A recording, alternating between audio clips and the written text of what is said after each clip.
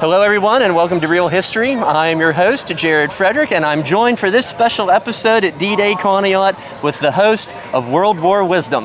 Hey everybody, happy to be here with Jared, and I think today we're going to be talking a little bit about some film stuff, which is what you guys typically cover, and how that relates to some reenacting stuff, which is definitely my speed, and it's what we're doing out here today.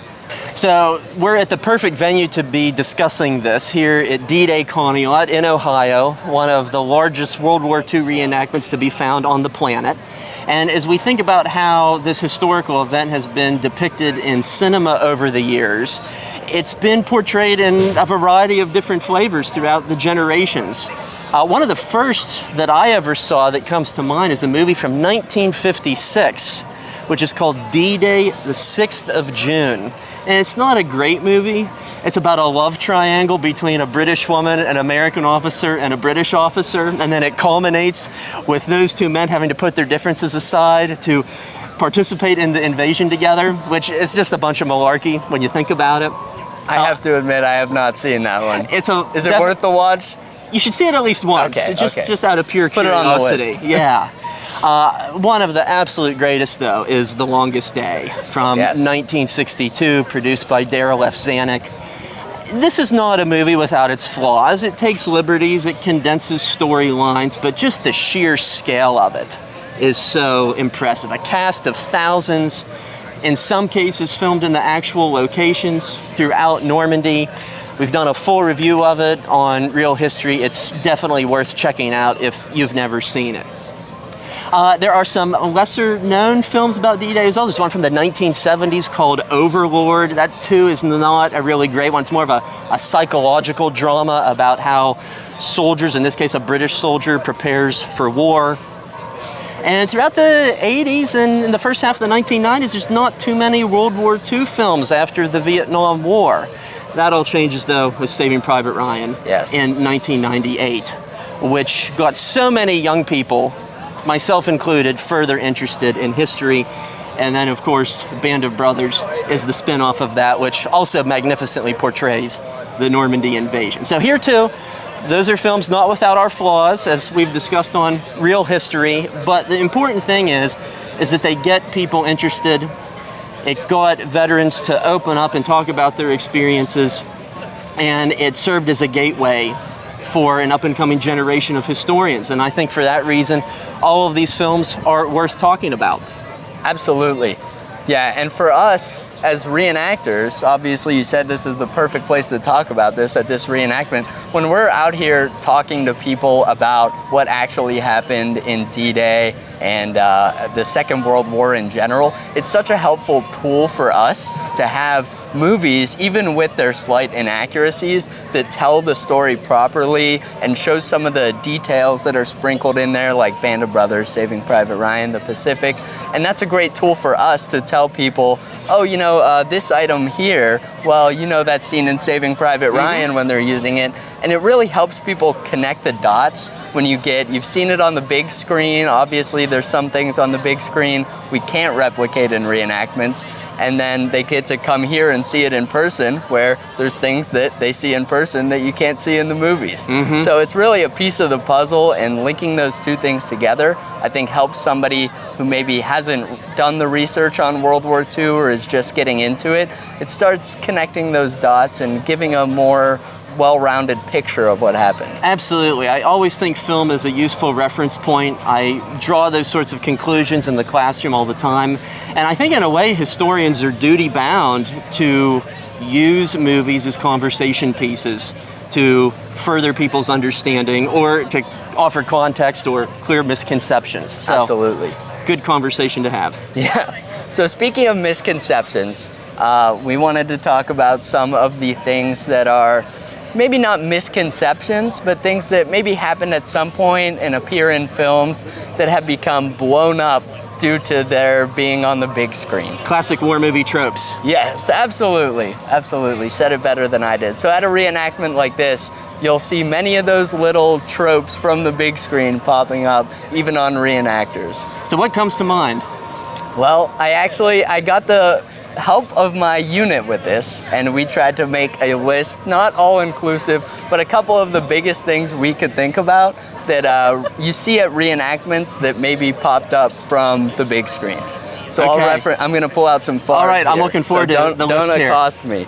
You didn't use it on a typewriter? You didn't put it on I'm so disappointed. All right. Okay. Don't report me to my CEO. Okay, all right. All right, the first thing, the War Daddy haircut from Fury. Oh, yeah, there's so many tropes in Fury. Yeah, Fury is a big source of them. But I've talked in the past on my page a couple videos about period accurate haircuts and how guys would typically cut their hair, and it was a little different than the modern day military. And it was definitely short on the sides, long on the top, but I think Brad Pitt's example of that was maybe a little more than you would typically see. But a haircut like that I had never ever seen at a reenactment up until the release date of that movie. Now you see every reenactor wants to get that. That's a good one. Yeah, and I'll admit that it looks cool. I'm not saying I've never thought about it, you know, but maybe a little overdone from a historical perspective. Yeah. I would say another thing too that Hollywood has had a huge influence on when you come to a reenactment like this is just the preponderance, the overwhelming number of airborne and ranger reenactors. Yes. They made up such a small portion of the overall military forces in the European theater of operations, yet they're probably consisting of about half of the representations here at events like this. And so popular culture and film play a huge role in determining what reenactors like this make their impression out of. I'm not saying that to knock them or anything like that. I think they serve a very valuable tool here. But they sometimes do it at the neglect of other fighting units who will never get a movie made about them. Yeah, the vast majority of the military in World War II was not specialized units going off on their own operations, and I get why films want to focus on those things. They're exciting, dramatic stories. It makes for a good movie. But yeah, some specific examples of that. Of course, Band of Brothers with the Airborne, 101st Airborne, Easy Company especially. Huge surge in popularity of seeing that spade on the helmet at World War II reenactments after Band of Brothers came out. Yeah, I think we see the same thing in regard to Navy SEALs, the fascination that people have with Navy SEAls. Like they're the elite, they're the best trained. Yeah. And the World War II paratroopers were the 1940s equivalent of that. And so I think there's a fascination with the elite, and that's what motivates a lot of people to pick the representations they do. And you could say the same thing. Obviously, we're talking from a U.S. reenactor's perspective, and I maybe notice more of those details, but the guys they're fighting too. It seems like in the war movies, so often they're fighting the Waffen-SS, the Fallschirmjäger, all these specialized units, and not just your general Heer divisions that made up the majority of the German army. Any others come to mind? Well, along with that, this was one I had on my list that kind of ties into that. Not just the groups and the people that you're representing, but what they were doing. So we talked about specialized units doing these operations and fighting all the time, and what's the majority of a World War II soldier's day filled with?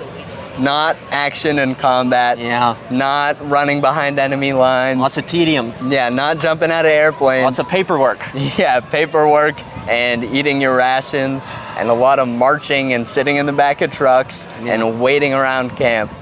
And it's understandable. Doesn't make for an exciting movie. Yeah. I don't think anyone's gonna make saving K-ration box or anything like that. Yeah. Well, and our producer on Real History, Andy, was an Army mechanic who served in Iraq, and something profound that I think he said is that nobody's ever going to make a movie about my unit, about guys fixing Humvees or anything like that.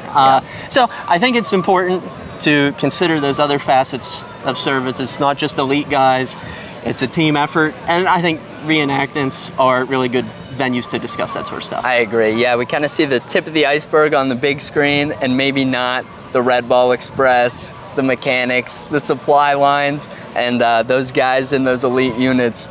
They were thinking about where their next meal was coming from, where their ammo was coming from. And there's an old movie. There is a Red Ball Express movie. It's from the early 1950s. So kind of another obscure one to possibly check out. That is a good one. What about tapping your mag on your helmet. That's a very specific that's one. That's a good one, yeah. I'm not saying nobody ever did that. Ryben and his BAR? Absolutely. And I'll admit that yesterday on the beach, when we were doing the reenactment, I found sand in one of my end block clips and had to tap it out. But nowadays, if you look, you might see every guy tapping the mag. Yeah. And I'm not saying nobody did that, but it was not every single That's a good guy. one. Now, are you wearing socks or did you make sticky bombs?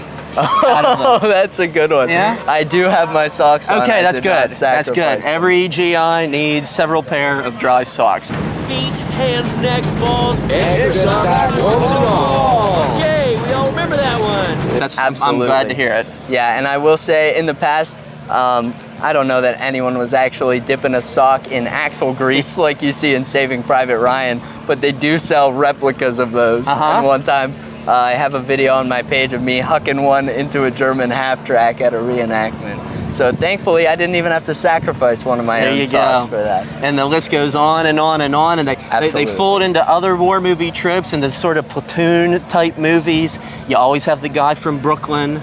Yep. You always have the little guy who's picked on. You have the bigoted sergeant who overcomes, his prejudice. Yes. There's so many things that tie in with Hollywood, and they're all representations of popular culture. So, a great conversation to have. Absolutely. So there you have it. We got a snapshot of how movies influence reenactments and reenactors. If you haven't had the chance to check out World War Wisdom, please make sure you do so. It's a wonderful platform to get a better understanding of the daily GI experience during the Second World War. So thank you so much. Thank you, Jared. It's been a pleasure talking to you. We'll see you next time on Real History.